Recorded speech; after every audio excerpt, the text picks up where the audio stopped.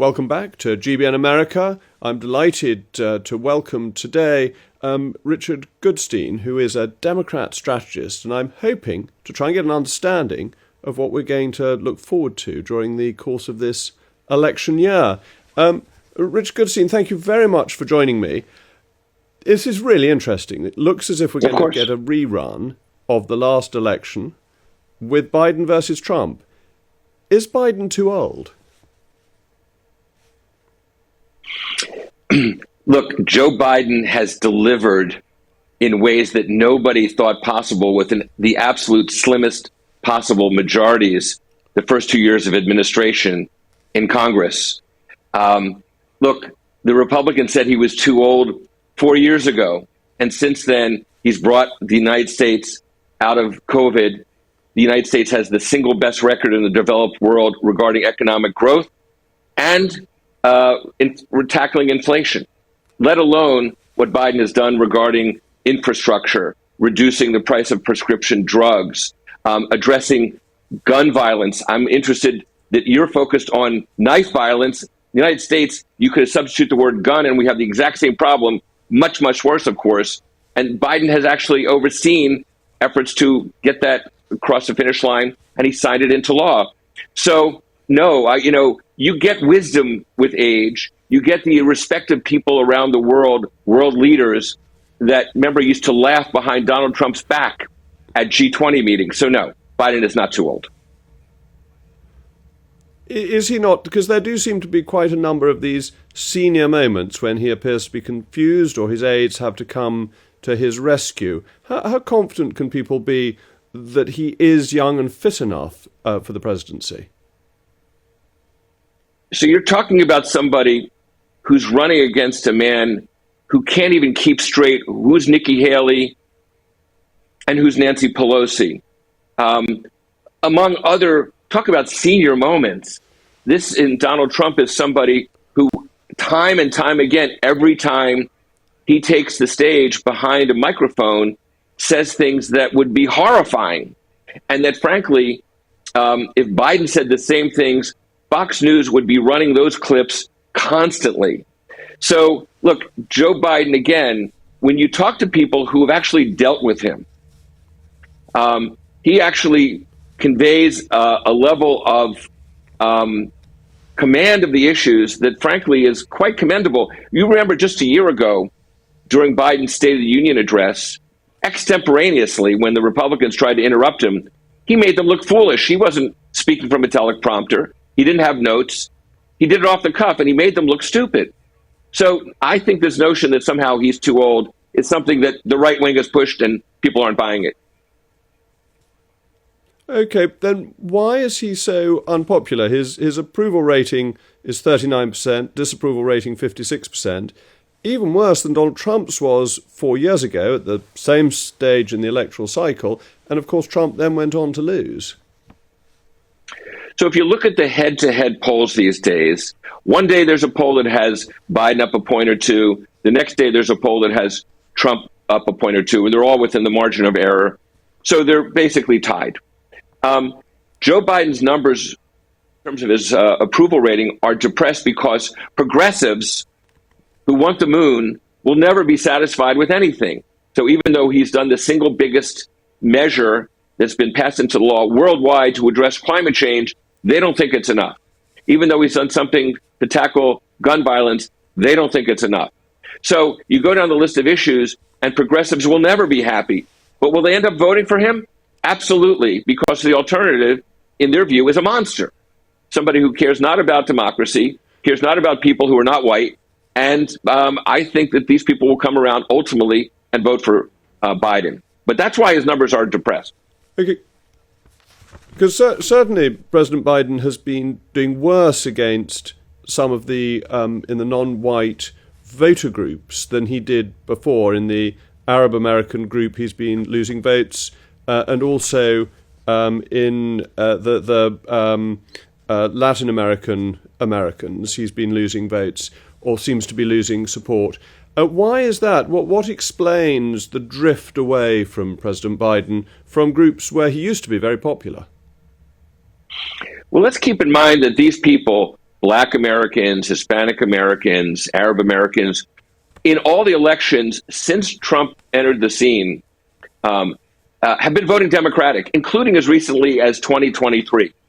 So for all the belly aching that you hear, and we hear it from these groups of non-whites about Biden, they're voting Democratic. And let's take Arab Americans, for example.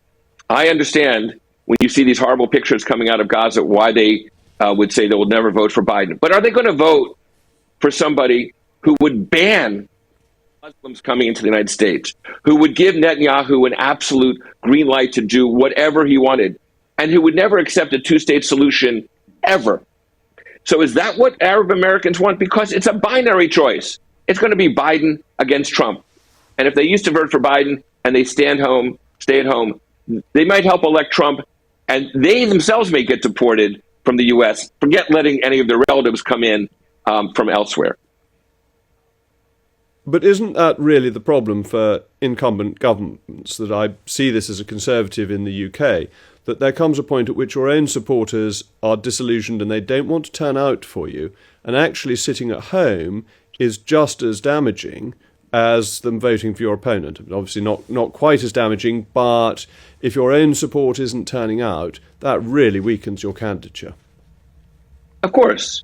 And again, the reason to think that there's not this hemorrhaging of support in the non-white communities is, again, when you see these daily polls, Trump and Biden are tied.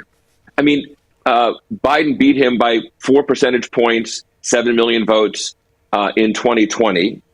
I think the more that Donald Trump is in the spotlight and people are reminded about how abhorrent he is as a human being. Remember, since 2020 election, he has basically tried to lead a coup to stay in the White House, notwithstanding the fact that he lost.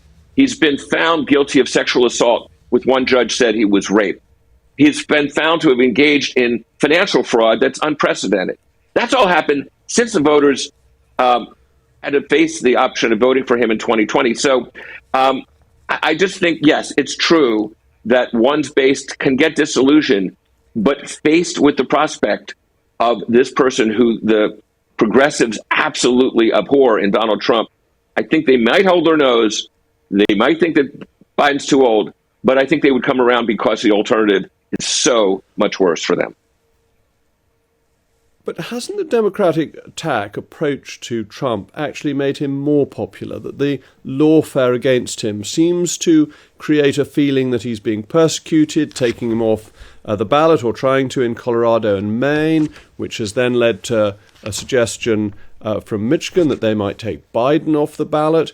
Hasn't this toxified American politics and in a strange way strengthened Trump? The only people it strengthens Trump with are people in his base. I mean, I think it is certainly the case that there are Republicans who feel aggrieved by anything bad that happens to Donald Trump. But it's not Democrats. These are prosecutors who, in many respects, are nonpartisan. The single biggest case that jeopardizes Donald Trump is the one being brought by a special prosecutor in Washington. It's currently scheduled to start on March 4th. That's brought by a nonpartisan career prosecutor. And what's the alternative? Is a person like Donald Trump allowed to break the law, and because, God forbid, some of his supporters may think that it's unfair that he's actually being brought to justice, should the justice system stand down and let him get away truly with murder? His lawyers are arguing in court that he should have absolute immunity, and that if he enlisted the military to take out his opponent, that would be okay. I wonder if he thinks that Joe Biden could do that to him before Joe Biden is out of office and think that that's okay. Again, I think people see these positions of Trump's as absolutely wrong. Haven't people just come to see this lawfare as being politics by another means? That you had the Starr inquiry into Bill Clinton that went on for years and years, and now you've got these things going on into Trump, and that some of them are clearly political, led by Democrat prosecutors and indeed ruled on by Democrat judges or Democrat-appointed judges, and that undermines confidence in the rule of law. You call it lawfare. I call it justice. Paying a porn star to keep her mouth shut, enlisting people to overturn an election. You call it lawfare. I call that breaking the law.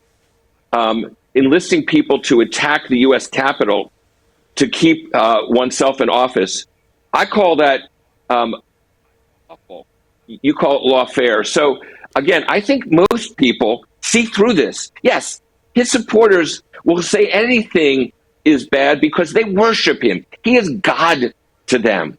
But people who are independent don't see it that way, and they see Trump's conduct as being unlawful and problematic. And one final question. Do you think that President Biden is the one Democrat who can actually lose to Donald Trump? And that if you had a younger, more vibrant candidate, your chance as a party would be much better?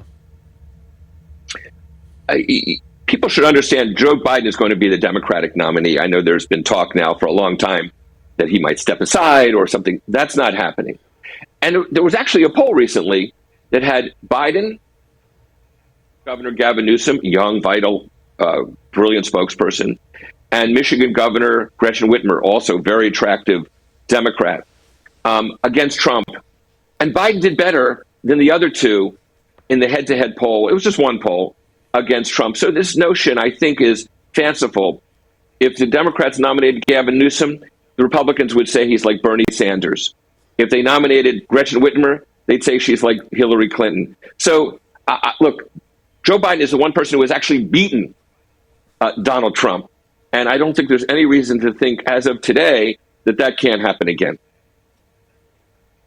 Well, Rich Goodstein, thank you very much for explaining this. It's been an exceptionally interesting conversation, and this year is going to be a wonderful year for sophologists and election watchers. So thank you very much. No question.